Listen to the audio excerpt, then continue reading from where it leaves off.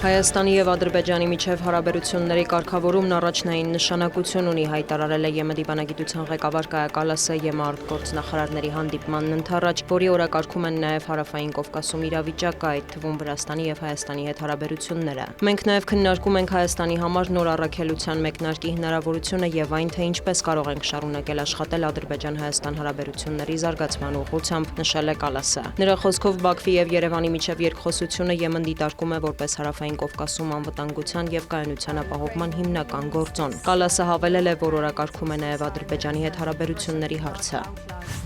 Հայաստանի և Ադրբեջանի միջև կայուն խաղաղությունը կնպաստի Հարավային Կովկասում ավելի մեծ կանխատեսելիությանը, հայտարարել է Ալբանիայի արտաքին գործերի նախարարը։ Ֆերիդ Հոջան ողջունել է խաղաղության գործընթացի ամրապնդման ուղղությամբ առաջընթացը։ Նրա խոսքով դա նպաստում է էներգետիկայի կապակցվածության և եվրոպական ավելի լայն անվտանգությանը։ Հոջան հավելել է, որ Հարավային Կովկասը ռազմավարական նշանակություն ունեցող տարածաշրջան է։ Երկարաժամկետ խաղաղությունը պահանջում է ոչ միայն բարձր մակարդակի քաղաքական կամք, այլև կայուն ջանքեր վստահության ամրապնդման, թափանցիկության ապահովման և վեճերի կարգավորման ու տարածաշրջանային համագործակցության արդյունավետ մեխանիզմների ստեղծման ուղղությամբ, ընդգծել է նախարարը։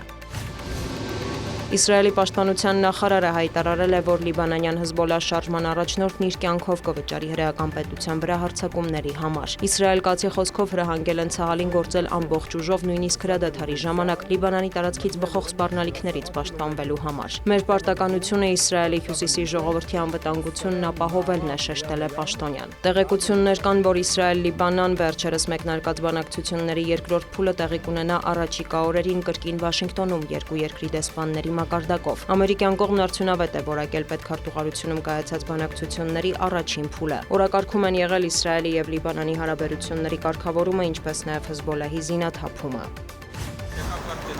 Ռուսական ուժերը հարվածել են Սումիին, տեղական իշխանության տվյալով վնասվել են բարձրահարկ շենքեր, քաղաքացիական տրանսպորտային միջոցներ և մեկ բուժհաստատություն։ Վիրավորվել է առնվազն 15 մարդ, այդ թվում երեխաներ։ Ուկրաինական կողմը նաև հայտնել է Սամարայի մարզում ռուսական նավթաբազա թիրախավորելու մասին, հարվածը հասցվել է ԱԹՍ-ներով, ինչի հետևանքով հրդեհ է բռնկվել։ Ռուսաստանի ՊՆ տվյալով գիշերը խոցվել է ուկրաինական 97 ԱԹՍ, ըստ գերատեսչության թիրախում են եղել Աստրախանի, Բելգորոդի, Վոլգոգրադի, Վորոնեժի, Կուրսկի, Ռոստովի, Սամարայի և Սարատովի մարզերը։ Ավելի վաղ Վոլոդիմիր Զելենսկին հայտարարել էր, որ Ուկրաինան պետք է հնարավորինս արագ ստեղծի հակահրթիռային սեփական համակարգը, կախված չլինելու արտասահմանյան համակարգերից։ Նա հավելել է, որ Վաշինգտոնն առաջարկում է հետ քաշվել և պաշտպանական նոր գծեր կառուցել, սակայն Ուկրաինայի նախագահի խոսքով առաջ է գալիս այդ տարածքների բնակիչների և զինվորականների արձագանքի հարցը։ Բացի այդ, մենք չունենք անվտանգության երաշխիքներ, որոնք կկանխեին ռուսական հնարավոր նոր հարձակումները։ Այո, Թրամփը դեռ 2 տարի էլ կմնա, իսկ հետո ինչ ենք անելու, մտահոգություն է հայտնել նախագահը։ Զելենսկու խոսքով Դոնբասից դուրս գալը ռազմավարական պարտություն կլինի Ուկրաինայի համար։ Նրա համոզմամբ պատերազմը դադարեցնելու ամենաիրատեսական տարբերակն է ֆիքսել ներկայիս դիրքերը և անցնել դիվանագիտական գործընթացներին, սակայն ըստ Զելենսկու Ռուսաստանը չի ընդունում այս ձևաչափը։